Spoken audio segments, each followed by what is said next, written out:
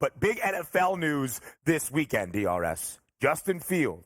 Finally on the move. A man that was speculated to go to many places, Pittsburgh being one of them.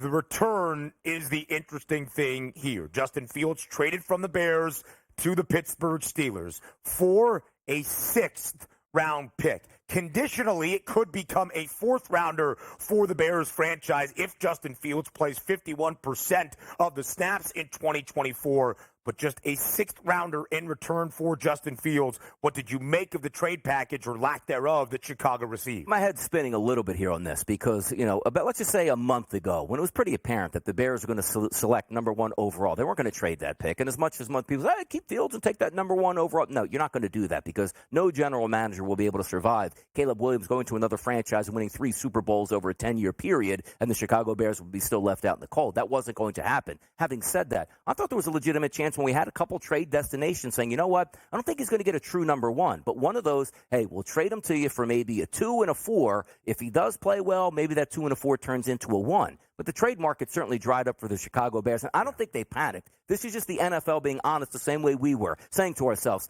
look, Justin Fields is going to have to be moved here, and other NFL teams know that. Therefore, you're not going to get a true number 1 pick or even a number 2 at that point once it looks like they're going to take Caleb Williams. Having said that, they trade him to the Pittsburgh Steelers, Ben, and I say to myself right away, oh, look at this. Russell Wilson's there with Justin Fields. May the best man win. And quite frankly, if I'm a Steelers fan or the Steelers organization, I want Justin Fields to win. He's much, much younger at this point, and maybe his ceiling at this point in his career is higher. And also, you have a free look-see. It doesn't cost that much money. And if he does play well, you have him under contract for that 5th year that you could invoke, which would be, what, $25 million, which is a steal for a solid starting quarterback in the NFL. But yet we see him get traded to the Pittsburgh Steelers, and Russell Wilson's there, which I understand with. You want to have a competition? I love that here. But yesterday, we see oh, no.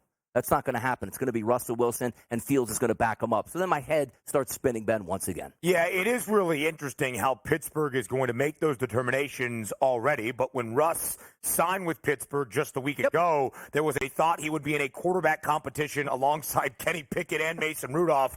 Neither Pickett nor Rudolph still with the Steelers organization. We'll talk about Kenny Pickett's next destination in the city of brotherly love, staying in the Commonwealth of Pennsylvania in our next segment. But the focus here on Justin Fields. I have said time and again, I'm a believer in Justin Fields. I believe he can be a successful starting quarterback in the National Football League. But it seems as though he will be the backup to Russ. Is that a detriment to his career, learning under Russell Wilson?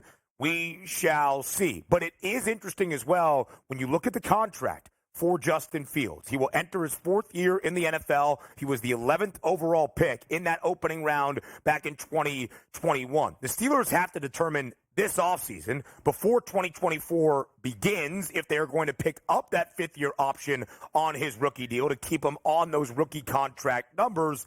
If he's a backup, though, I don't assume they would do that, or you're really investing in your future beyond with thinking Russell Wilson is more of a stopgap, which I still believe he is. It is intriguing, though, that it was just a 6th-round pick back to Chicago. Conditionally can become a 4th-rounder, again, if Fields plays more than 50% of the snaps, 51% or greater to be exact. And you said that was the market, to which I agree, but Adam Schefter, who broke this news, and the ESPN NFL Insider did follow up by saying there were as many as 6 NFL organizations around the league interested in Justin Fields, but he and his representation vetoed all of that. He wanted to play in Pittsburgh, and Ryan Poles in the Bears front office did right by him. Which, again, there's something to be said, because some people play this angle. Well, treat your players with respect, and you'll get that back in spades in the future when a future free agent wants to come to Chicago to remember that. No, they won't. They never remember that. You pay a player money. You can have the worst organization in football, Ben. You pay the guy enough money here, they're going to actually come to your situation. That's what I get upset with, because maybe you could have got a 3rd-rounder for, you know what, we're going to do right by him. You can't do that. It's a cold world in the NFL. Their contract is good anywhere in the league, and you're basically a general contractor at that point. And the fact that he said he wanted to go to Pittsburgh, which would lead you to believe it's an open, where does he want to go? Just give me a chance to start. Great, trade me to Pittsburgh. Would love to be there, Ben. They go, you don't even have a chance to start. And they go, well, can I compete? No. He's 1, you're 2. So if he gets hurt or plays bad, you're in. That's not fair to Justin Fields. I don't think that's a great move overall for the Steelers, because you brought up the good point as well. You're taking a look here at, You have a free look, $1 or $2 million against the cap here for Russell Wilson, which if there was no backup quarterback, love it. See what Russ can do. But now you have another guy here to look see. So if Russ plays okay, you cut bait on Russ and you go, okay, your turn now. $25 million for a look-see? Stop it. You can't do that. And I think Russell Wilson actually elevates Pittsburgh based on their standard of success, 17 years under Mike Tomlin, never a losing season. Justin Fields might have that ceiling. And when you look at the odds, DRS, Pittsburgh has been on the move more than any other team in the AFC. And it was actually Fields that moved the Steelers' number more than Wilson. Now, plus 950 to win the division, 11-1 before the Justin Fields trade, 40-1 before Russ signed, $4 off that, 36-1. Take $5 off it at plus 3,100 to win the AFC. Still not a true conference contender in the gauntlet that is the AFC as a conference, but Justin Fields moved the market by $5. There should be optimism in a Mike Tomlin situation for a higher ceiling with Justin Fields. So the quarterback room in the Steel City is now Russell Wilson and Justin Fields.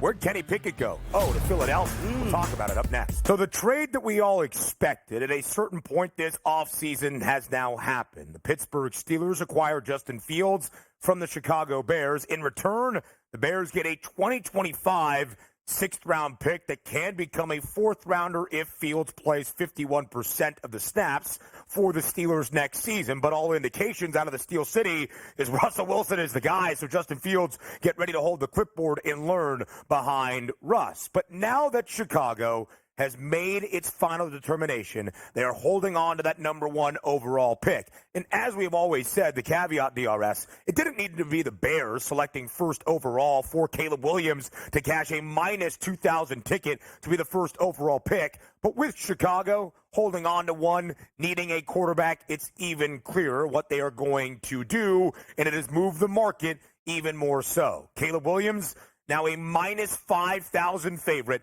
to be the first overall pick in the 2024 NFL Draft. Yeah, you're taking a look at the quarterback position here. We always thought Chicago was going to take Caleb Williams number 1, but you still had Fields there, and they were trying to play that, hey, we got an ace in our pocket. Let's say we don't know what we're going to do yet, but everybody outside just waiting for the, signature on the line. And that basically moving Justin Fields to Pittsburgh was that signature on the line. They're going to go number 1 overall and take their quarterback, which would be Caleb Williams, and certainly those odds reflect that here. And I think we can finally move on. We thought Chicago was going to do this. Now we know Chicago is going to do this. The Bears have had a big week. They add Keenan Allen. They add DeAndre Swift. They make some other moves as well to bolster up the defense. Chicago plus 350 in what is going to be a competitive NFC North as things stand at the moment. Third price out of the 4 teams in that division. Detroit the favorite, Green Bay second, less than $1 behind. The Lions and the Minnesota Vikings round out the 4 teams in the NFC North. And again, even with a rookie quarterback in Caleb Williams, the expectation is not going to be, hey guys, let's go out there and compete 5, 6, maybe 7 wins.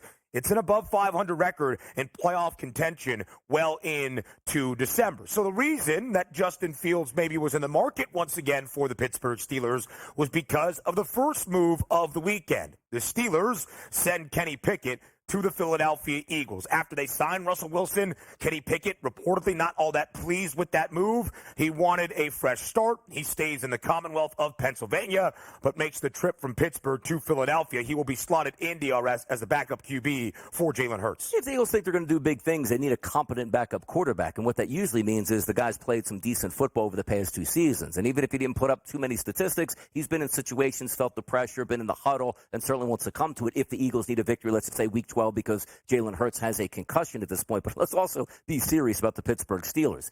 The one thing I can appreciate a little bit here, Ben, is the fact that if you think you don't have your quarterback of the future, don't play this out and say, well, he's under contract, and for 2 more years, we'll see what he has, and let's see if we can go 500. If you know, you know. Move on from it. So I do like that the Pittsburgh Steelers actually did that. But also, you're taking a look in the playoffs last year. Didn't we see everything coming down the line?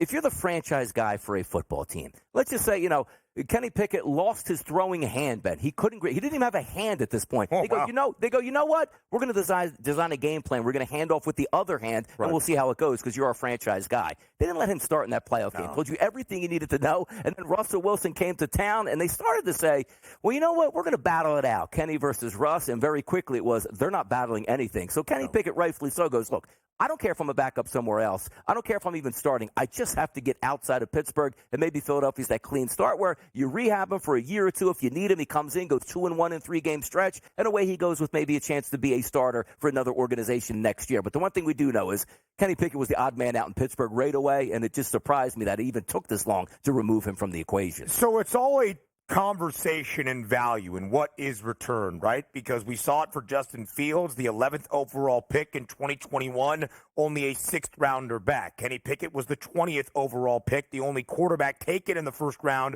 of the 2022 NFL draft. And both Pittsburgh and Chicago have decided to move on. Pickett will not be the starter in Philadelphia. Of course, that is Jalen Hurts. But as we saw one of the main storylines of a season ago in 2023 around the National Football League, Donnie, you need a reliable backup quarterback, ergo the Cincinnati Bengals, Los Angeles Chargers. Significant injuries at the quarterback position that really held teams back out of playoff contention. But as soon as Mason Rudolph started on the road in Buffalo in favor of Kenny Pickett, that's how you knew his time in the Steel City was probably coming to a close. As we look at Kenny Pickett's 2 years in the National Football League, the numbers have not been all that outstanding. He has only thrown for over 300 yards once. It was in the first career start that he made in a 38-3 loss to Buffalo, 34 of 52 for 327 against the Bills. He has the same amount of touchdown passes, does Pickett, as interceptions, 13 TDs, 13 INTs.